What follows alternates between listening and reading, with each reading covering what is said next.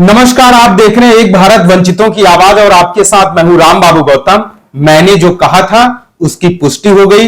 मैंने कहा था कि उत्तर प्रदेश में जो कैबिनेट का विस्तार है वो लोकसभा चुनाव की अधिसूचना जारी होने के महज 10 से 15 दिन पहले होगा और वही होने जा रहा है। मुख्यमंत्री योगी आदित्यनाथ ने आज 1 मार्च 2024 को उत्तर प्रदेश के राजभवन में राज्यपाल आनंदीबेन पटेल से मुलाकात की है।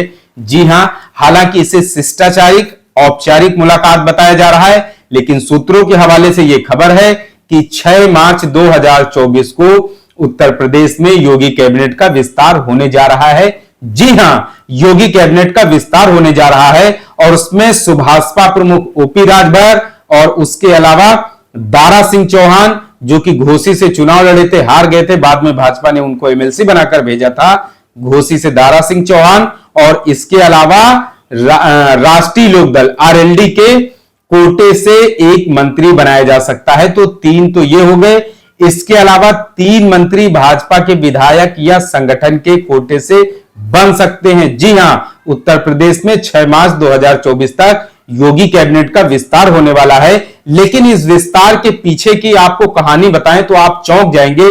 दरअसल ये योगी कैबिनेट का जो विस्तार होने वाला है, अभी आपको कैबिनेट में खूब बताया जाएगा, जो मेन स्ट्रीम मीडिया है खूब बताएगा कि दलितों को, पिछड़ों को, ओबीसी को इस तरीके से समीकरण बैठाए गए हैं। देखिए, योगी सरकार ने, मोदी सरकार ने, बीजेपी के स्ट्रेटजी ने सभी वर्गों को संतुष्ट कर दिया, लेकिन इसके पीछे की सच्चाई कुछ और है। दरअसल उत्तर प्रदेश में 13 विधान परिषद की सीटों पर कुछ दिनों बाद चुनाव होने हैं। जी हां, चुनाव होने हैं और उसी को लेकर के ये चारों खाने जो है वो चौसर बिछाई गई है। तो भाजपा को डर है कि जब कुछ दिनों बाद उत्तर प्रदेश में 13 सीटों पर विधान परिषद के चुनाव होंगे तो कहीं ऐसा ना हो कि बगावत हो जाए, कहीं ऐसा ना हो कि क्रॉस वोटिंग हो जाए। तो इस चीज का खौफ भाजपा को, भाजपा के संगठन को, भाजपा के शीर्ष नेतृत्व को है।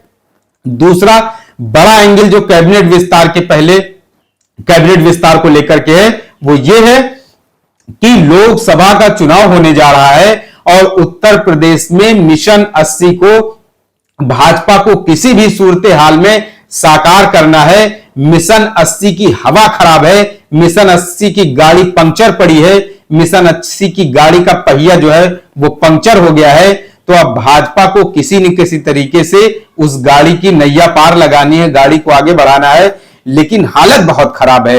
आप सोचिए, राम मंदिर का प्राण प्रतिष्ठा हो गई, सारे जो दलों को तोड़ करके लाया जा रहा है, क्रॉस वोटिंग करा के विधायकों को लाया जा रहा है, पार्टियों को किसी न किसी तरीके से सम्मान और मान मुनव्वल करके लाया जा रहा है, लेकिन बात उसके बावजूद भी नहीं बन रही।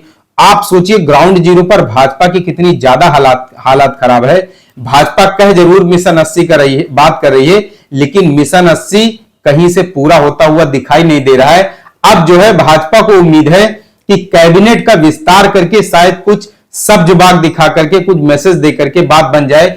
लेकिन सवाल यह उठ रहा है कि ओम प्रकाश राजभर, दारा सिंह चौहान जैसे दलित और पिछड़े वर्गों की ये नेता, इन्होंने भारतीय जनता पार्टी को जुलाई 2023 में ज्वाइन किया था और 9 महीने का लंबा वक्त बीत चुका है। ओम प्रकाश राजभर ने कई बार यह बात कही कि वो भारतीय जनता पार्टी में आए ही इसीलिए हैं जिससे कि वो मंत्रिमंडल में शामिल हो सके। कई बार उन्होंने दिल्ली की परिक्रमा भी की, लेकिन बात नहीं बनी। वो बार बार ये चीज कहते रहे कि कैबिनेट विस्तार जब होगा तब वो मंत्री बनेंगे, जब होगा तब वो मंत्री बनेंगे। लेकिन कब हो रहा है?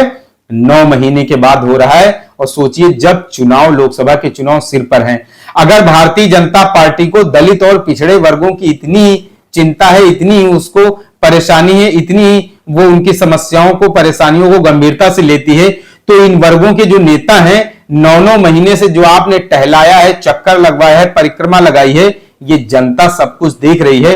अगर आपने उसी समय कैबिनेट का विस्तार कर दिया होता, राजभर को, ओम प्रकाश राजभर और दारा सिंह चौहान जैसे लोगों को मंत्री बना दिया होता, तो सोचिए ये लोग अपने समाज के लिए, अपने लोगों के लिए कितना अब तक काम कर चुके होते, समाज का इससे कितना उत्थान, कितना भला हो चुका होता, समाज का इससे कितना हित हुआ होता। लेकिन भारतीय जनता पार्टी को दलित, पिछड़े समाज से कोई लेना देना नहीं है।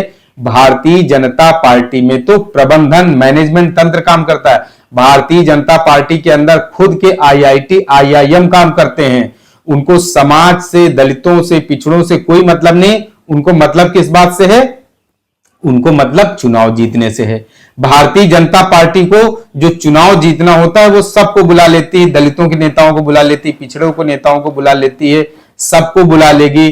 कुछ ब्राह्मण ठाकुरों को भी लालच देके, कुछ हिंदुत्व का राग अलाप करके, कुछ सब इस तरीके से बुला लिया जाता है, लेकिन उनको जो है वो सीट अलॉट नहीं की जाती है। सीट अलॉट करने में दाखिला भाजपा सबका कर लेती है अपने अंदर, लेकिन सीट नहीं अलॉट करती है। सोचिए 9 महीना ओपी राजभर को इंतजार करवाया गया और सीट अब अलॉट की जा रही है।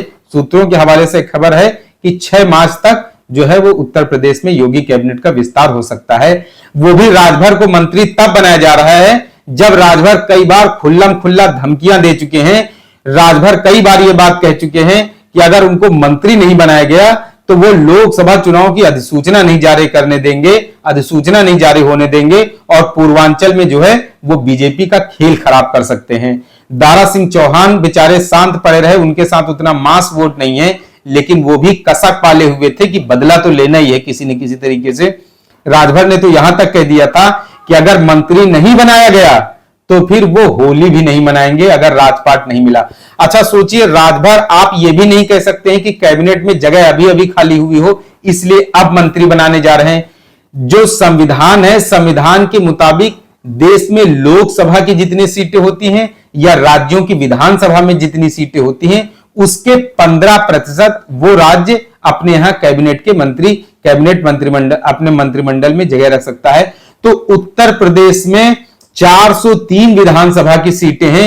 उस लिहाज से योगी सरकार में 60 मंत्री बनाए जा सकते हैं। जी हां, 60 मंत्री। लेकिन योगी सरकार में अभी मौजूदा समय में 52 मंत्री हैं।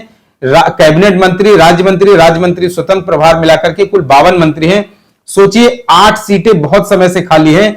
अगर योगी सरकार चाहती, भाजपा नेतृत्व चाहता तो इन 8 सीटों को बहुत पहले भरा जा सकता था। दलित और पिछड़े वर्ग के नेताओं को जो आपने 9 महीने इंतजार कराया है वो उत्तर प्रदेश और देश की जनता देख रही है।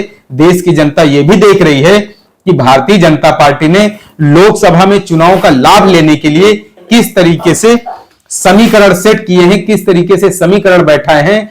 लेकिन लोग इस बात को बहुत अच्छे तरीके से समझ रहे हैं। चुनाव के पहले ये जो मंत्रिमंडल का विस्तार होने जा रहा है इसको उत्तर प्रदेश की जनता बहुत गहराई से, बहुत बेबाकी से देख रही है। उत्तर प्रदेश की जो जनता है वो सियासी रूप से बहुत जागरूक, बहुत समझदार, बहुत परिपक्व है।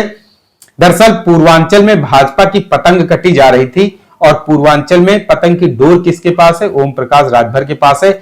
हालत बहुत ज्यादा खराब थी। ओम प्रकाश राजभर का जो दबदबा है, उनका जो कद है, उनकी जो शोहरत है, समाज में उनकी बहुत अच्छी पैठ है राजभर समाज में। भाजपा उसी का लाभ लेने के लिए अब जो है मंत्रिमंडल का विस्तार करने जा रही है। लेकिन उत्तर प्रदेश के लोग, यहाँ की जनता, यहाँ के जो लोग हैं वो सियासी रूप से बहुत ज्यादा परिपक्व हैं। दिल्ली वाली जोड़ी ने जो भी फैसला लिया है उसको उत्तर प्रदेश के लोग बहुत बेबाकी से देख रहे हैं, समझ रहे हैं। लेकिन 2024 में जब लोग वोट डालने जाएंगे तो 2014 के वो दिन याद करेंगे जब दाल के, तेल के, रसोई गैस के दाम क्या था और 2024 के आज के दाम याद करेंगे जब दाल, तेल और रसोई गैस के दाम आसमान की कीमतें छू रहे हैं। तो मित्रों, आपको यह विश्लेषण कैसा लगा? आप हमें इसके बारे में कमेंट करके अपने सुझाव जरूर दें। आपसे अपील है, आपसे अनुरोध है, आपसे आग्रह है कि आप एक भारत को शेयर और सब्सक्राइब जरूर करते रहें, जिससे कि शोषितों, पीड़ितों, वंचितों, मजलूमों की आवाज को एक बड़ा मंच बनाया जा सके। धन्यवाद।